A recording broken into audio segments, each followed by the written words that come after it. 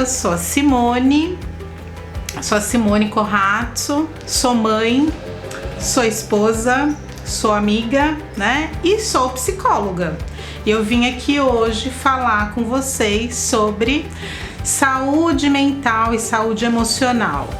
Mas antes de eu começar a falar sobre isso, eu quero contar um pouquinho, né, quando eu falei pra minha mãe que eu ia estudar psicologia, porque minha mãe queria que eu fosse dentista, né, e nunca na minha vida passou isso na minha cabeça. E aí quando eu fui pra psicologia, ela virou pra mim e falou assim: você sabia que todo psicólogo fica louco?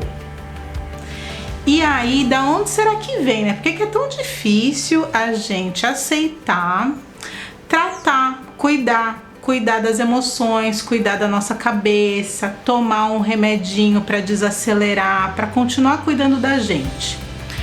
Então a minha mãe, ela veio com isso, vai ficar louca, né? Mas o que seria ficar louca, né? Quando que surgiu isso, né?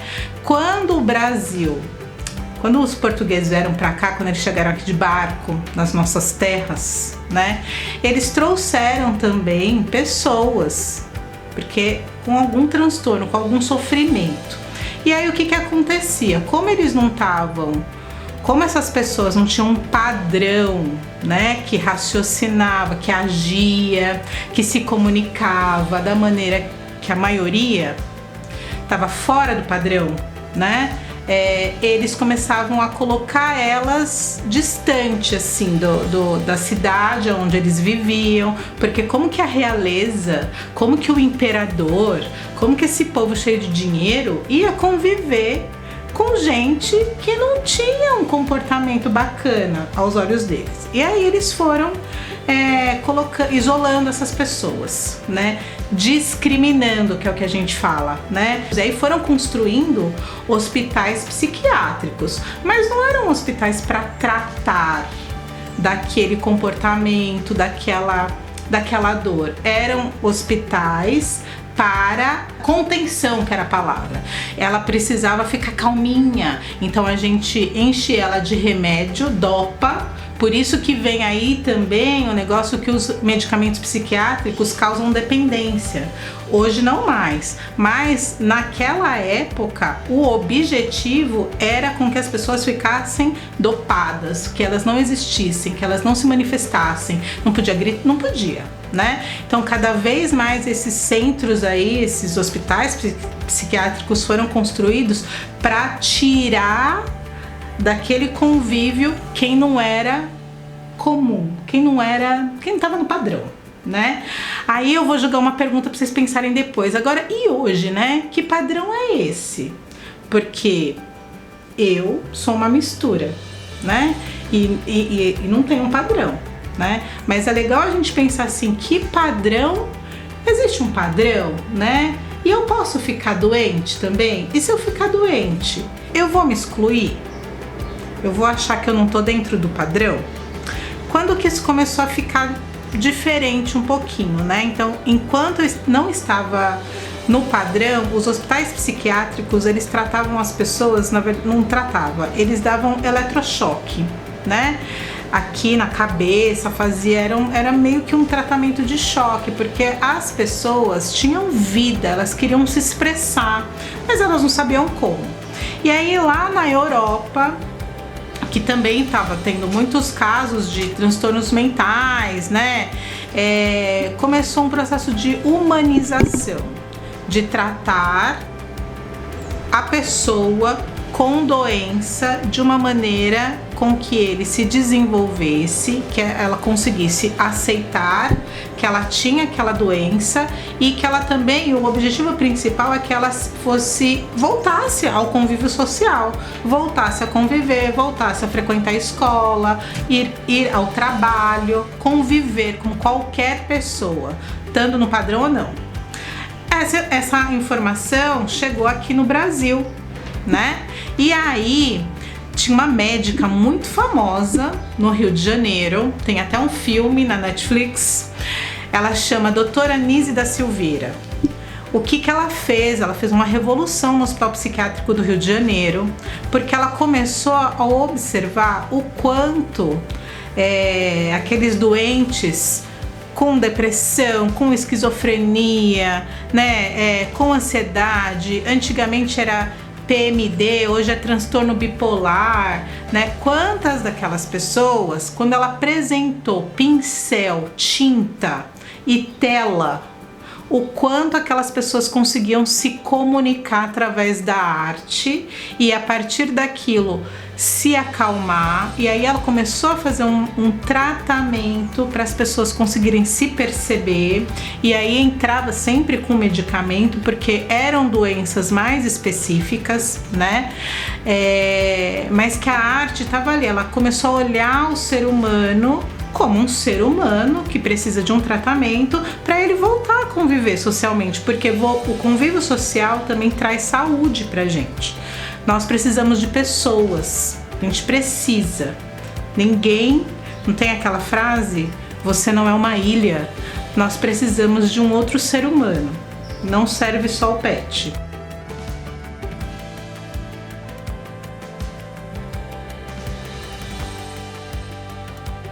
Simone, mas como que eu sei que eu preciso de ajuda, né? Que tá na hora de eu buscar algum profissional, que eu tô sofrendo, né?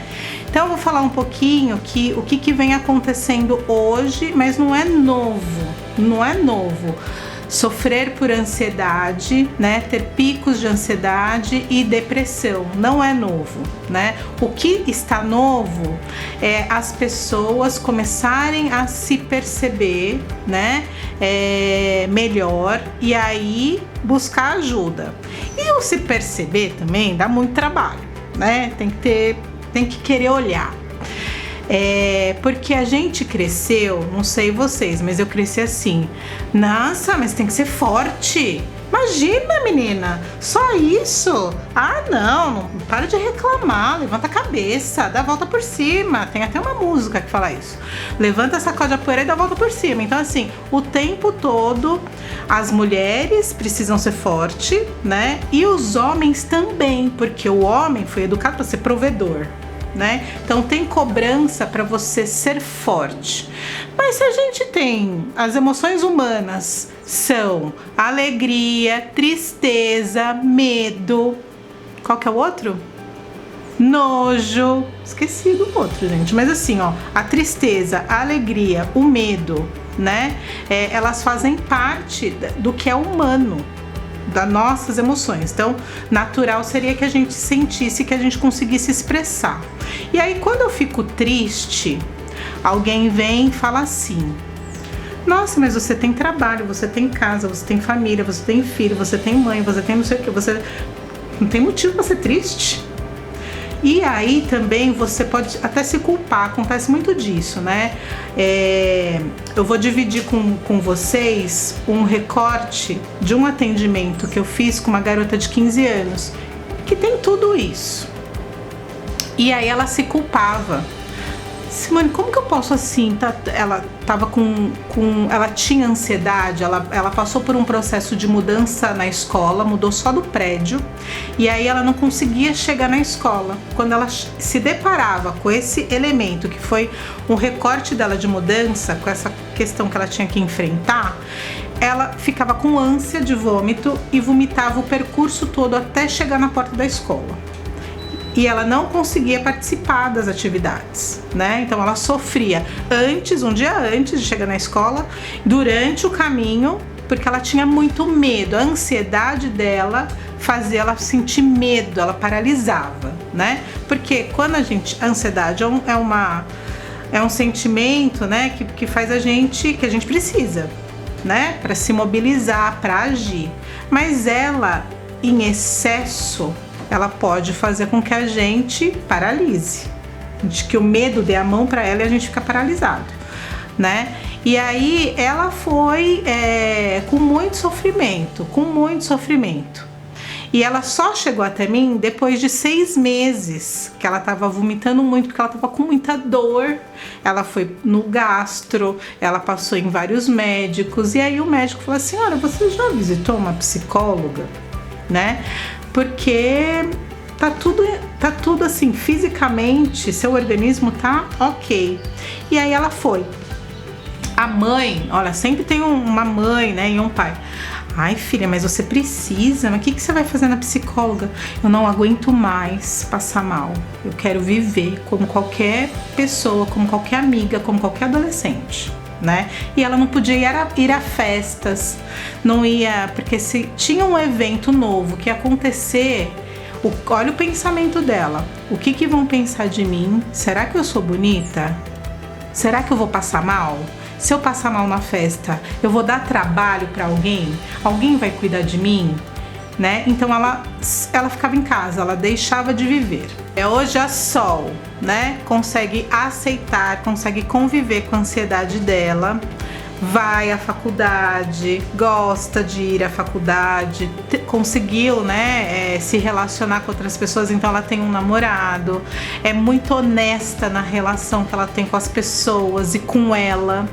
Ela ainda tem resquícios, porque uma vez que você tem um pico de ansiedade, fica o registro, né? Seu corpo sofre, seu corpo sente dor, porque você vai desencadeando. Quando é um sofrimento emocional, eu percebo que as pessoas só vão procurar quando tem dor no corpo. Nossa, que dor de estômago. Ai, meu coração tá acelerado. Ai, a minha cabeça não para de doer. Então, assim, quando o corpo grita, aí o médico vai lá no médico. Tem que ir no médico. Vão. O corpo gritou, né? O ideal seria não deixar ele gritar. Se deixar ele gritar, vai lá no médico. Pode ser até no clínico geral. Ótimo. E aí, ele vai passar, mas vai passar os exames e pode ser que não tenha nada. Mas já é um processo de olhar para si, de se cuidar, né? Porque a gente não tem o costume de prevenir, de antecipar, de cuidado mesmo, né? Então, ok, quando a gente tem um pico e sofre muito, o corpo tem memória, mas nossa cabeça é sensacional, né? Nosso cérebro. E eu vindo pra cá, eu ouvi um podcast falando que a gente precisa aprender a limpar a mente. De que maneira? Praticando meditação. Praticando o que vocês mais gostam de fazer. Meditação foi a primeira coisa que veio na minha cabeça, porque é o momento da gente conseguir prestar atenção na respiração, né? A meditação é um exercício de respirar. Só como que entra o ar pelo meu nariz? Será que ele tá quente? Será que ele tá frio? Como que eu observo esse caminho que ele percorre? Como que na saída já desacelera, eu já até tô me desacelerando. Mas aí, e a gente não tem esse hábito, a gente vai acumulando coisas na cabeça.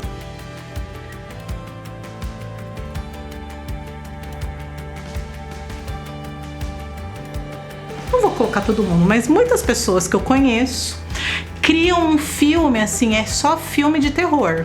Não tem nenhuma comédia, nenhum final feliz. Só filme de terror, mas não que vai acontecer, né? Que a ansiedade, ela entra nesse filme de terror, do medo, do futuro. Nossa, porque se eu fizer tal coisa, nossa, não, mas se a pessoa agiu daquele jeito comigo, é porque ela pensou tal coisa, mas eu não pergunto o que a pessoa pensou. Né? Não pergunto diretamente. Então a gente cria cenários que não existem. E o que eu faço com esses cenários? O que eu faço para não construir?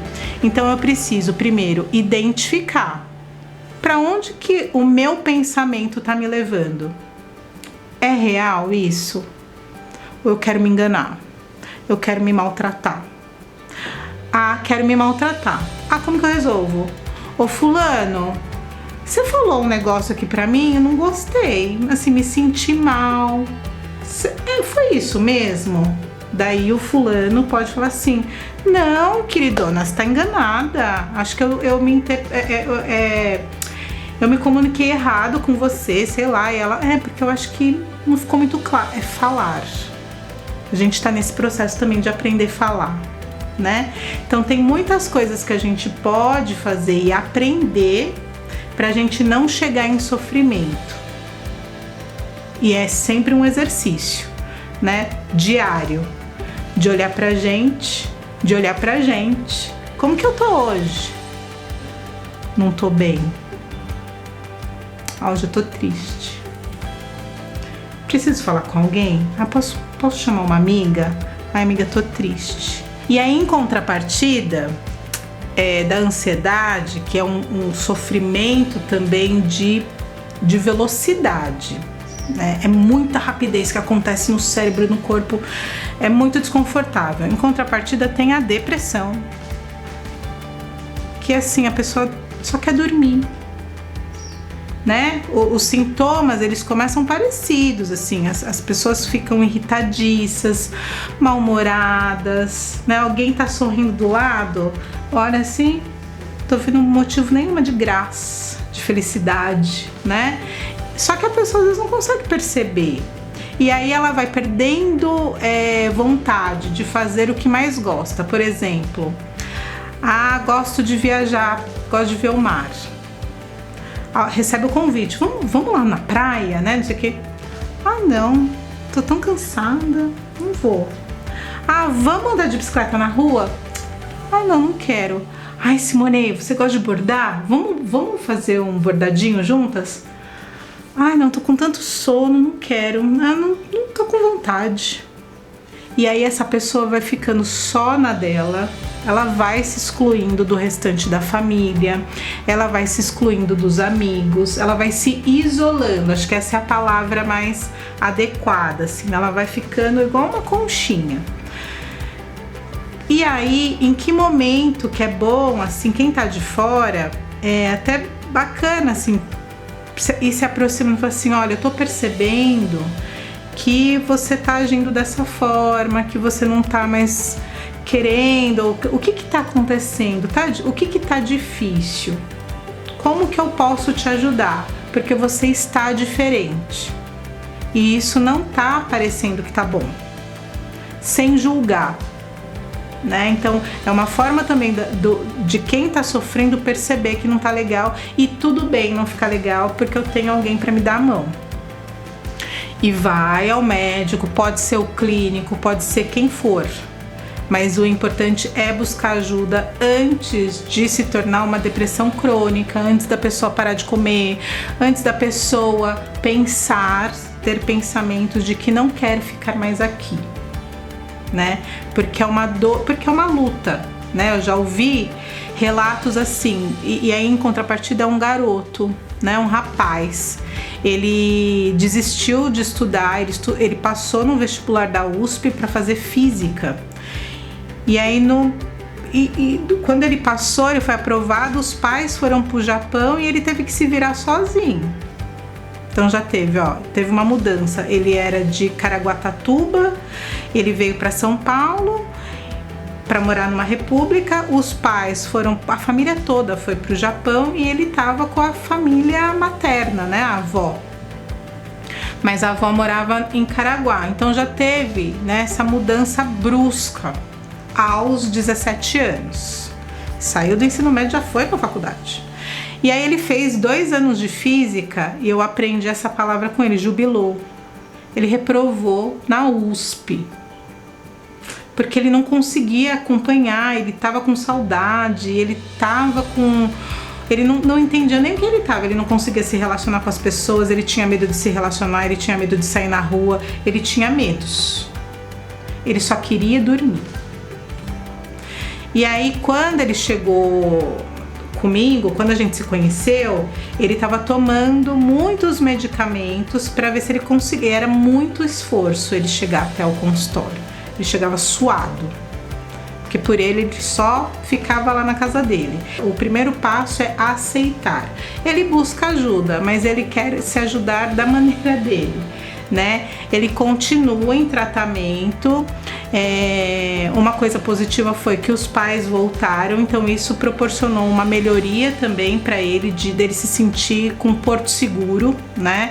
Ele precisava, mas não queria pedir, mas agora ele está sendo melhor cuidado pela família, né? Hoje ele continua na faculdade, está estudando, está conseguindo tomar o medicamento de forma correta, nos horários corretos e antes de acabar ele vai ao médico, né? Porque antes ele esperava acabar. Eu só consigo cuidar de outras pessoas se eu estiver bem.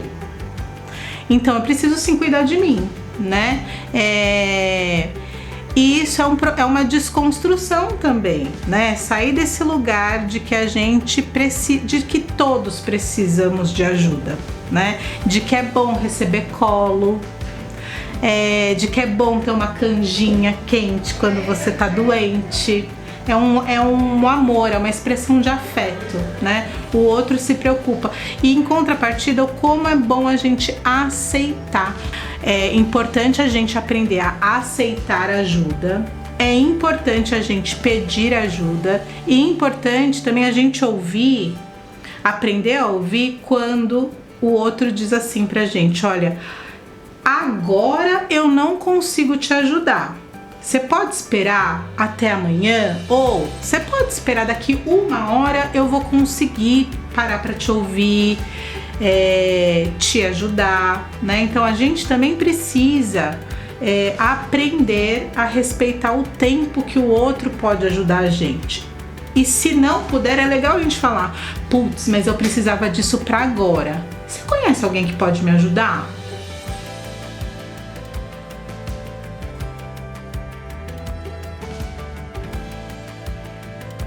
Dentro das políticas públicas, né, o Ministério da Saúde, eles identificaram que precisavam de um centro de assistência psicossocial. E aí esse centro de atenção psicossocial tem em vários lugares. Se você procurar por CAPS, e aí o CAPS, ele atende a pessoa que está em sofrimento emocional e atende também o familiar dessa pessoa, né? Os profissionais, psicólogo, psiquiatra, enfermeiro, terapeuta ocupacional, tem uma equipe lá para orientar o familiar, para que ele ajude essa pessoa que está em sofrimento se desenvolver, e atende também quem está em sofrimento para ter a vida dele, para aprender a conviver, ampliar, aumentar e dar qualidade para todas as relações que a gente tem. Também mantém a nossa saúde, né? Nossa saúde mental, nossa saúde emocional. A gente consegue se relacionar com mais pessoas, conviver e aprender. E aprender muita coisa, né? Porque a gente aprende todo dia. Isso também é uma etapa para o cuidado, né? Eu quero conhecer mais pessoas, ou eu quero que as relações que eu já tenha mais qualidade. O que eu preciso fazer? Posso mandar um WhatsApp de bom dia, posso fazer uma chamada de vídeo, posso fazer um bolo de cenoura e levar para a vizinha, né? E aí fazer coisas. Eu preciso me movimentar também, né? E quando a gente fala disso, quando eu tenho muitas pessoas, eu consigo pedir mais ajuda. Então, ó, pra gente se cuidar, eu já falei que a gente precisa se conhecer, que a gente precisa não ter medo de ver as coisas que a gente não gosta na gente, né? Nos exemplos que eu dei da Sol e do garoto, é difícil olhar pra dor. Mas se eu não quero mais ficar com essa dor, eu preciso olhar pra ela, eu preciso encarar ela e eu preciso dar a mão, né? Então, assim, tanto a ansiedade quanto a depressão, elas estão comigo. Elas vão ficar a vida inteira, assim, me fazendo mal? Pode ser que não, né? Eu preciso de remédio? Vou dar a mão pro médico, pro remédio. Eu vou me adaptar logo de cara com o remédio? Pode ser que não. Preciso conversar com o médico, né? Eu preciso fazer terapia. A terapia não é só para quando a gente adoece. A terapia é pra gente viver, né? Pra gente achar que a gente é humano, pra gente saber que somos humanos, que somos falhos, que adoecemos, que nem todo mundo gosta da gente e que a gente também não gosta de todo mundo e que a gente tem escolhas e que precisamos ser responsáveis pelo que a gente escolhe, sem culpar ninguém. Aí eu posso escolher por onde eu quero começar. Eu esqueci de falar uma coisa que eu não gosto de fazer, mas eu tô fazendo: atividade física. Pode perceber a diferença do movimento que tem de saúde, né? De uma pessoa que tem o corpo ativo, com trabalho ativo, de uma pessoa que tem um trabalho sedentário, sentado, sempre na frente do computador e que não faz atividade física, né? Então precisa. E aí você escolhe se é jogar capoeira, se é dançar, se é fazer aula de si. Você escolhe o que você se sentir bem. Precisa ser todo dia? Não, você pode começar assim, ó, 10 minutinhos de caminhada. Vou até a praça, dou a volta na praça, opa, já me movimentei, já vi a árvore, já ouvi o passarinho, né? Aí na semana seguinte pode ir ampliando, pode ir mudando, mas isso é aceitar e se responsabilizar. Eu vou cuidar de mim. Não consigo sozinha, chama a vizinha para caminhar.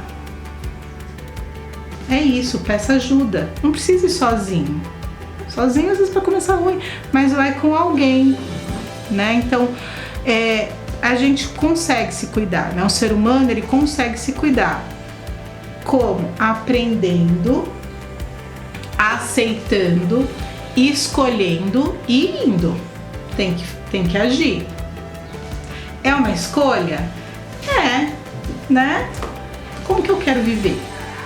Eu acho que é essa a escolha, como que eu desejo viver. Então tem uma coisa muito importante, né? Se eu percebo, né? Eu identifiquei tudo, tanto a ansiedade, tanto que eu estou mais entristecido, mais me afastando. Eu identifiquei isso daí que não tá legal em mim. E aí, eu preciso de ajuda, né? Porque eu não quero parar de trabalhar. Mas como que eu faço isso? Eu posso procurar alguém que tenha uma visão diferente, um supervisor ou alguém responsável pela área de pessoas, né? Procura uma pessoa que tem um respaldo, né? Que tem uma experiência também, né? Para lidar com isso, para vocês pensarem juntos. O acolhimento nessa hora é muito importante. A gente não sabe o que acontece, o que pode acontecer com a gente, né? Porque o mundo é isso, a vida é isso. É uma fluidez que todo mundo pode passar por situações também que não estão esperando. Quero agradecer pela oportunidade e tem uma coisa que eu sempre falo, tem uma frase, né, que eu sempre falo, que eu acredito, né, que quando a gente se relaciona com outro ser humano por amor, e não é um amor de homem e mulher, né, de gênero, não, é que eu sou um humano e eu tô em contato com outro ser humano que também pode ter as mesmas dificuldades e as mesmas facilidades e alegrias que eu. Então, quando eu olho para um outro ser humano com amor, só vai ter amor, gente. Eu não vou discriminar, eu não vou maltratar, eu não vou fazer nada que prejudique o outro, porque eu também posso falhar, né?